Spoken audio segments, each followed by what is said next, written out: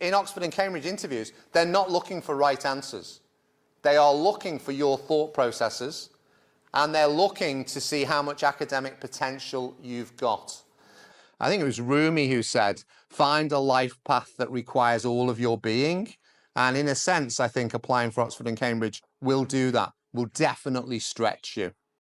But when you hear a question like that, I want you to think about breaking knowledge into what you do know, what you don't know, and what you can calculate from what you do know.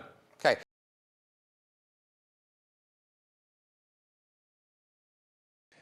It's worth saying at outset that the advantages of making an application to Oxford and Cambridge, they go beyond just Oxford and Cambridge. Last year, I think we had more than a dozen students here at the college who ended up going to St Andrews, Edinburgh, Warwick and Bath.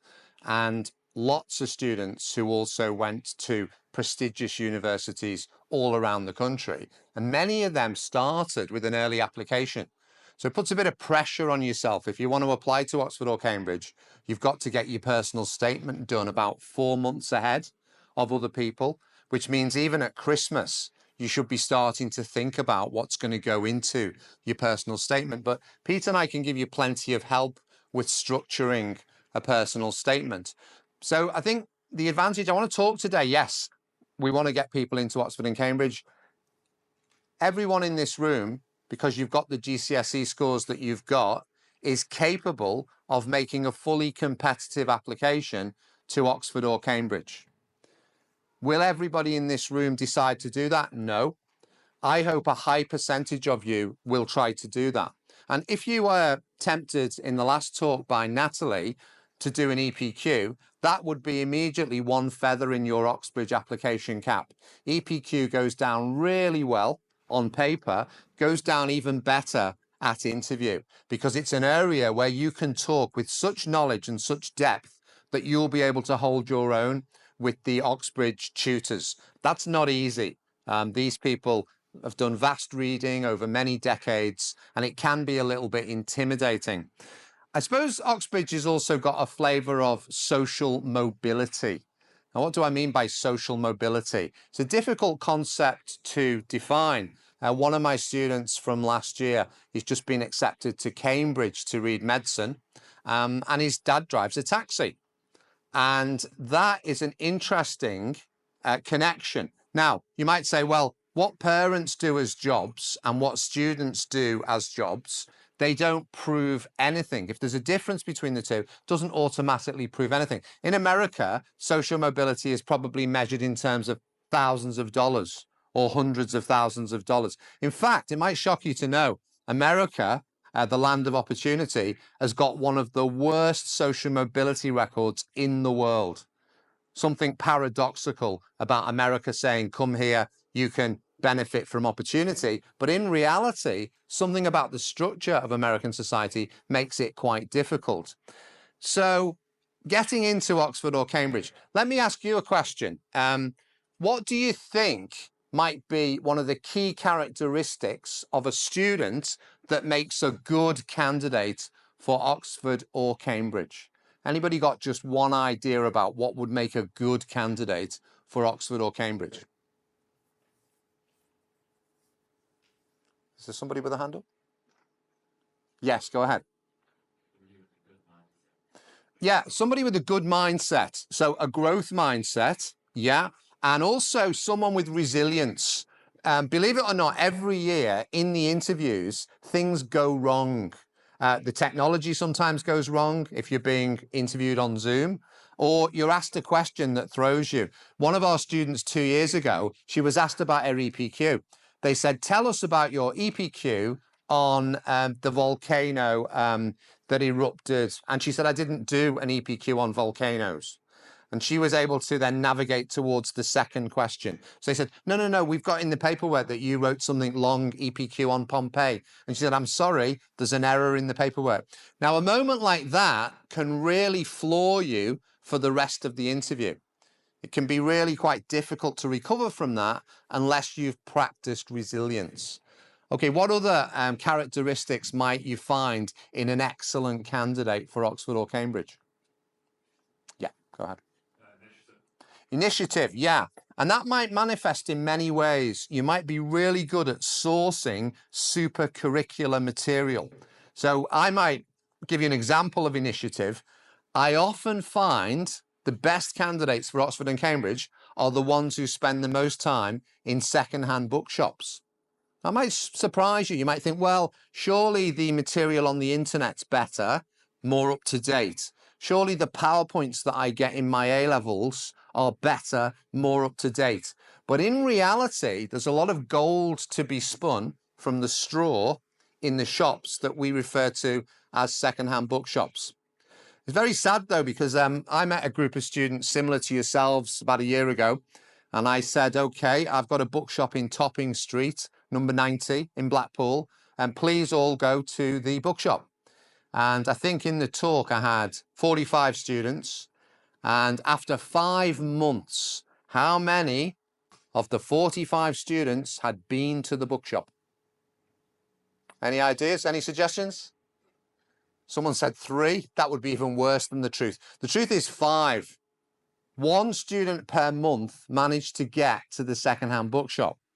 What's sad about that is that every year there's a very tight correlation between the ones that go to the second-hand bookshop and buy and read books and the ones that get offers from Oxford and Cambridge. It's a very, very tight correlation. So the virtues of second-hand bookshops can't be underestimated. Let's get one more thing we think would be a characteristic. Yeah, go ahead. Confidence is very important, yeah. Confidence during the interview, confidence during the preparatory process. Yeah, very good. I would also say being organised and being prepared to make some sacrifices.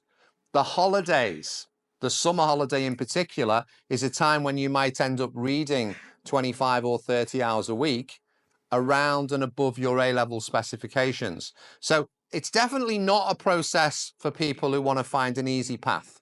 I think it was Rumi who said, find a life path that requires all of your being. And in a sense, I think applying for Oxford and Cambridge will do that, will definitely stretch you. Okay, I wanted to talk a little bit about learning. Learning in any subject environment, we have a process of getting better and better. And if you throw your mind back to when you were first learning to ride a bike, last year I think I took a straw poll to see what the average age was, and it came out at 5. There were a few people who'd learned to ride a bike at 3, and there was someone who learned to ride a bike at 8, but the average was about 5. And most people could also remember who their mentor was. Might have been a parent, might have been a grandparent, might have been a cousin. Well, I'm not sure if cousins are good mentors for learning to ride a bike. Sounds a bit dangerous to me. And on the first morning that you're learning to ride a bike and you fall off, let's say another relative came out of the house and said, what's going wrong? Would you be able to articulate the problem? Would you be able to explain why you were currently falling off the bike? Possibly not. So at the bottom of this pyramid, you find yourself to be unconsciously incompetent. Doesn't sound good, does it? You don't know how to ride a bike, so you are deemed incompetent, but you also are unable to explain why you can't yet ride a bike. So you're not able to consciously explain it. 2 days later, things are going a little bit better, and you're now probably able to explain what's going wrong. Okay? My legs are too short, the brakes don't work, dad or mum or grandma won't help me. By the way, that might not be the best if we're going for a growth mindset, but you'll be able to say what the problem is. So you may still not be able to ride the bike well, so you're still deemed incompetent, but you are now able to say why, so you are consciously incompetent, okay? And then level 3. Level 3, we're now getting good at riding a bike, but we have to concentrate on what we're doing. It's a bit like those of you who are learning to drive, mirror signal maneuver. You have to consciously go through the process of mirror signal maneuver at this stage. Once you've been driving for 6 months, I'm sure that will all happen unconsciously. So level 3, you are now competent, but only if you concentrate on the activity. And then level 4, You've seen people in the road turning the corner on their bike with their hands on their hips. I can't really get my mind around it, but I do see people who can turn their bike particularly to the left, without touching the handlebars. And when I see that, I think, wow, unconsciously incompetent. There is another level. What would happen if you wanted to be a teacher? Let's say you were asked to teach a cousin to ride a bike. You'd have to be consciously, unconsciously competent. You'd have to be able to articulate what you're doing. Now, that was a sort of framework for thinking, but I want to throw it into the arena of academic work. Let's take somebody's chosen target subject. Anybody out there want to apply for biology? We've got anybody who'd like to do biology at university? Okay, nobody. Does anybody want to apply for medicine? Okay. Where would you say on the pyramid that biology GCSE took you to? In terms of medicine for the future, where would you say biology GCSE took you to? Not too sure. Okay. Can I just ask you, did you get a 7 or an 8 at biology? A 9. Fantastic. Okay, you're hired for my program. Okay, and you've also done GCSE chemistry. And what did you get in chemistry? Fantastic. Okay, so you've now chosen a set of A levels that will be just right for your application for medicine. Can I just check that? Because last year I had a student in Liverpool, and I said, which A levels are you doing? He said, maths, further maths, physics, and chemistry. And I said, for medicine? He said, yeah. Chemistry is the only required one, and I love maths. Okay. And then I was a bit nervous. I said, well, yeah, but first year at uni is going to be really difficult if you don't know anything about genetics. So can you tell me what your A levels are? Biology, chemistry, maths. Fantastic. Okay. And where do you want to go to university? Brilliant. Okay. So look forward to working with you. Are you taking an EPQ as well? Okay. And have you got a topic in mind? Okay, what's your topic? Say again? Brilliant, brilliant. Okay, so that's going to fit right into your preparation. So this is an old slide. The numbers may have changed a tiny bit through the COVID period. I think they went back in this direction. But it's a little bit shocking to see that the 7% of people that go to fee-paying schools take away this high percentage of Oxbridge places. So 45 or 9 out of every 20 Oxbridge places go to people who have gone to fee-paying schools.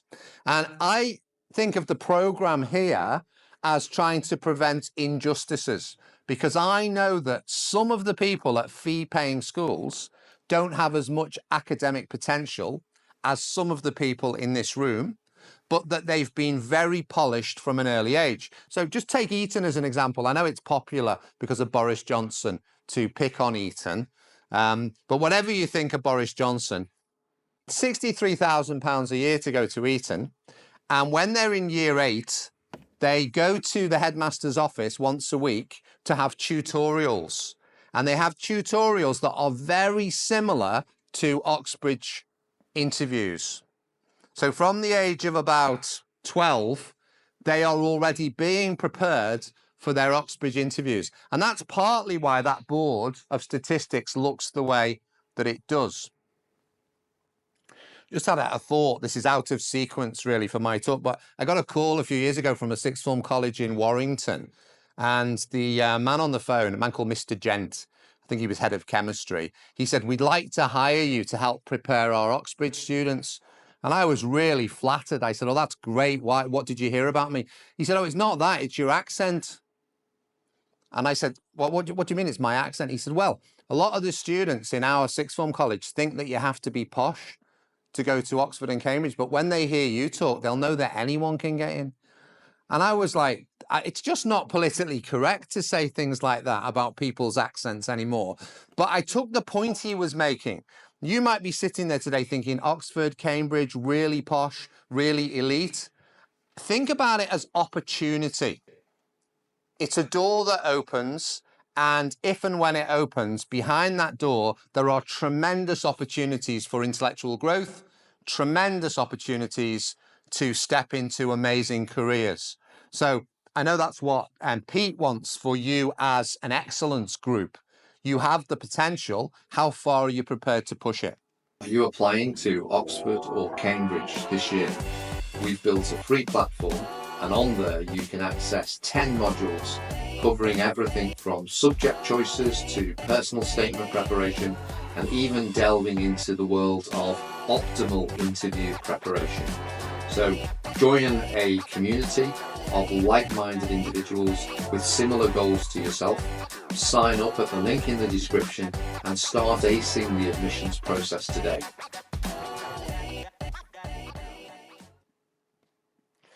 So I was just going to very, very quickly illustrate how sometimes Oxbridge questions, both for STEM subjects and for humanities, are quite different from the questions you might get in your textbooks or in your A-level exams. In fact, the questions are a little bit artfully vague. So I just, anyone out there, let's just get a show of hands. How many people out there are doing physics for A-level? Excellent, all concentrated in that segment. So if you're doing physics for A-level, you'll have some opinions about this question, but even if you just did physics for GCSE and you've now left it behind, you might still have some opinions. So when the moon first became a satellite for the Earth, you see here on your right, the moon was a lot closer when it first became a satellite for the Earth. Does anybody, by the way, know how the moon became a satellite? How did it, without diving into conspiracy theories? Yeah. A planet about the size of Mars crashed into Earth many billion years ago. Absolutely. Did you get that from Professor Cox's documentary on the planets in the solar system? Yeah. Okay, excellent. And you're absolutely right. Until the 1970s, we used to think that it was captured.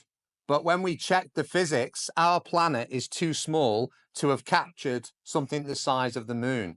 There's a bit of a paradox actually in the textbooks, because if you put the Earth in one scale, you have to put 81 moons on the other side to create a balance.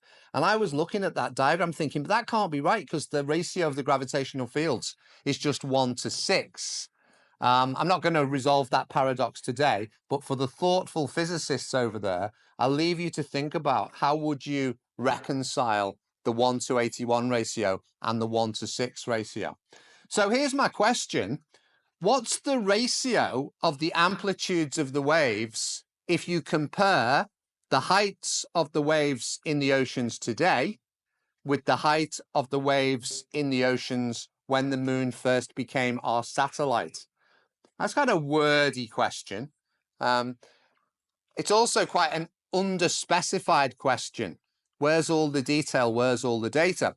But when you hear a question like that, I want you to think about breaking knowledge into what you do know, what you don't know, and what you can calculate from what you do know.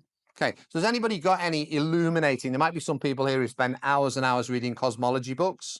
Anybody got any useful information for me about the moon, its distance from the Earth, the time it takes light to get here? Yes.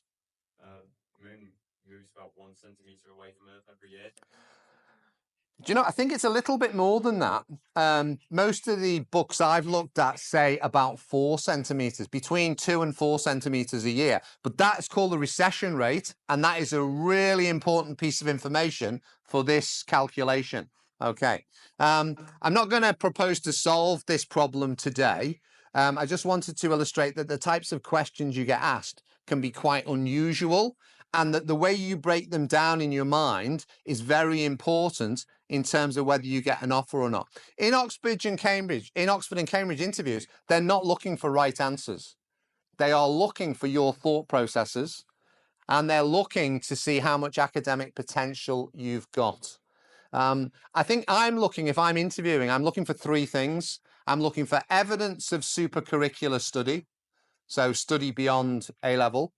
I'm looking for teachability, does this student follow a line of argument and interact well with me? And I'm also, although this is probably unofficial, looking for people to tell me things I don't know. Because if I find students telling me things I don't know, then I think to myself, I look forward to having tutorials with this student every week for the next 3 years, because they'll keep telling me things I don't know. It might just be current affairs. It might be stuff in journals. But if you can tell me something I hadn't read or seen before, then I am very likely to tick the box. And if I tick all 3 boxes, super-curricular reading, yes, teachability, yes, told me something I didn't know, I am definitely going to make you an offer. I'm just going to cut quickly through this, but some people do know how far it is from the moon to the Earth, and some people don't. Sometimes you might just know how long it takes light to get from the sun to the Earth, and you might know what the ratio is of the Earth-Moon distance and the Earth-Sun distance, and you might be able to do a little calculation. By the way, does anyone know how far light travels in a nanosecond? I'm looking at the physics group over there to see if I can get a rapid fire. Yes. Like 30 centimeters of water. Spot on. Absolutely right. What are you applying for? What do you mean by that? Oh, what's your target subject at university? Okay, great. And you want to go to Cambridge? Excellent. Okay, well, that's a great start. If you can do that rapid calculation on nanosecond and the speed of light, then that suggests to me that you might have exactly the right stuff. Okay. Let's move on to things that might entertain you if you are studying humanities. So there's this famous couplet. In 1492, Columbus sailed the ocean blue. Does that accurately describe the discovery of America by a Western European? Who feels that, yeah, Columbus in 1492 was the first European to land on American shores? Could we have a show of hands? Who would buy that Columbus deserves the plaudits for discovering America? Any takers? No? Any other candidates? Anyone got a different suggestion? Yep, go ahead. Some say the Vikings may have discovered first. Quite a lot of evidence that the Vikings definitely landed and set up houses in Newfoundland, and suggestions that they went even further. And that could have been as early as the 9th century. There's an interesting rumour that there was once a prince from Wales called Prince Madoc. And he had 7 or 8 brothers, and he didn't want to get involved in internecine fighting with his brothers, with his siblings, to fight over a small amount of land. So allegedly he set sail. There he is, Prince Madoc in his armour. And he set sail for the Americas, discovered America, decided he didn't have enough people with him, and so came back to Wales and persuaded 10 boatloads of men, women, children, livestock to travel with him to the United States. Okay, so let's say we were going to do a multidisciplinary project and we were going to try and evaluate the veracity of this myth or legend. In order to find out whether it's true, we couldn't just stay inside our own subject lane. Now, the great thing about this audience is that you've only just recently come out of the world of GCSE, where you were studying a plenitude of subjects. Now, you've got to be careful you don't get narrowed down too quickly, because A-level requires you to be very accurate across specifications, but it sometimes tempts you to leave behind. Oh, I don't do languages anymore. I got a 9 for French at GCSE, but I don't do languages anymore. I'll never pick up another French book. I've had 2 students in the last 5 years who've gone to Cambridge to read physics, and their hobbies were taking extra A-levels in languages. So one got 2 A stars in year 12, one in Italian and one in Sanskrit. And I said, why did you do that to yourself? You've got 3 STEM A-levels to be getting on with. He said, oh, I just love patterns. And that is one of the keys to Oxbridge. If you love patterns, pattern recognition can be splendid. You might want to take up playing chess, because there's a lot of pattern recognition in chess. But that's a subject for another day. Okay, so anyone out there wants to do history at university? Anyone wants to be a historian? Yes, brilliant. Where would you like to study history? Fantastic. And how would you approach this problem? How would you approach the problem of working out whether this legend about the Welsh prince was true or not? You would look at sources. Do you think the sources are good, extant, or a bit thin? They are a bit thin, except around the time of Queen Elizabeth. Now, why? There was a guy called John Dee, who was an advisor. He was an expert on magic, but he was an advisor to Queen Elizabeth. Why might there be a proliferation of sources around the time of Queen Elizabeth? Given that this happened many hundreds of years earlier, why might there have been a profusion of sources about Prince Madoc? Absolutely right. There were lots of explorations to the Americas from a multitude of countries like Portugal, Spain, England. Great. Anyone got any more for me? Why might suddenly lots of documents started appearing claiming that the Madoc legend was true? Yeah. Well, there's some truth in that. Yeah. The Gutenberg press and the work of Caxton will have proliferated the documentation. Yeah. But what's the motivation for wanting to prove that this theory about a Welsh prince is true? What might motivate the people in Elizabeth's court to want to prove the veracity? Use that word twice. The truthfulness. Yeah. There was quite a competition between the English and the Spanish to be like the first to find places. So if that guy was, then it'd be. That's exactly what happened. Precedence. People wanted to prove they were the first. Which subject are you hoping to study? Physics. Okay, good. So the physics team are doing really well on the STEM questions and the humanities questions. Okay. Let's take the linguist. Okay. Anybody out there wants to do MFL at university? Whatever the language. Anybody studying languages at university?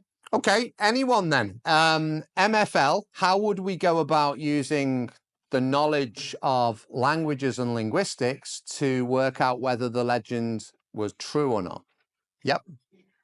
To see if like languages spoken there now are somehow related back to like the Welsh or whatever it would be. That's exactly what they did. They took the Mandan tribe dialect and they compared it lexically with modern Welsh.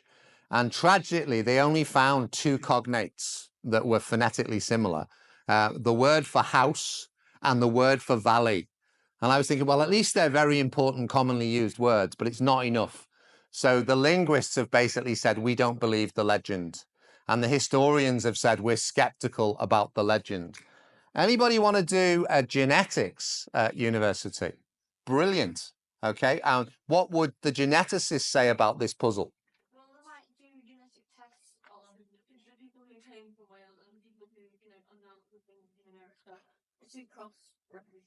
Excellent idea. We could do genomic studies, get entire genomes of modern Welsh people, and then get entire genomes. Sadly, because of smallpox taken from Western Europe to the area where the Mandan tribe live, the Mandan tribe are no longer extant.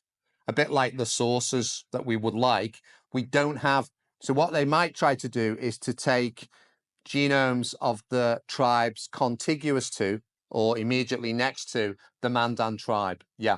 Okay, great. Archaeologists, what use would that be? Does anybody here want to do archaeology at university? Anybody want to do archaeology? Wow, that's unusual. I mean, in the last 3 years in Blackpool 6, we've normally had 4 or 5 people want to do archaeology. Okay. But what could an archaeologist help us with here? Well, digging. They could dig up in the area where the Welsh were supposed to have settled. And what might you find? There are actually legends in the literature from that area about blue-eyed people with grey hair being buried in metal armour. Now, nobody's managed to find that grave. If Blackpool 6 could give me a very large grant, Pete, do you think that might be possible? A year?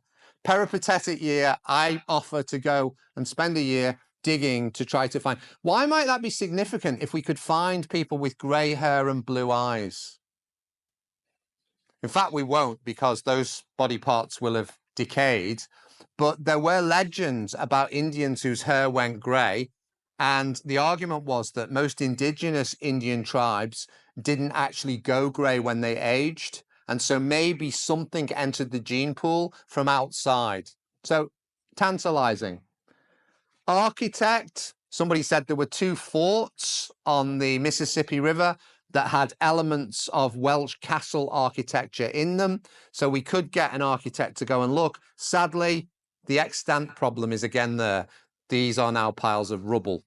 Okay, and then the most surprising one of all, I think, we might need a naval architect or a shipbuilder, because it turns out that most other tribes in North America have canoes that are long and thin. But the tribes around the area where the Mandan are from, they have circular coracles that look very similar to Welsh fishing ships. Okay, so there's no way we're anywhere near a conclusive analysis. But the point of this little excursus is to say, don't be confined to your own subject boxes. One of the great virtues of working collaboratively is that you'll say more unexpected things. Think about founding transdisciplinary groups in year 12 so that you can support each other in the quest for broader knowledge. Let me just illustrate that slightly differently. If I ask a question about what's the significance of the 6th of August 1945 or the 9th of August 1945? Anybody tell me what the significance is of that date in history? What 2 things happened 3 days apart in Japan in 1945? Summer of 1945. I know the physics team know it. Okay, go ahead. Great. And if you wanted to write an EPQ on the bombing of Nagasaki or Hiroshima, and you could just choose 2 subject areas to draw from, I mean, you might provide the physics. Which other subject area would you want to be working collaboratively with? History. Yeah, and that's the point. To get a really good full spectrum answer to some of these academic questions, you've got to be multidisciplinary.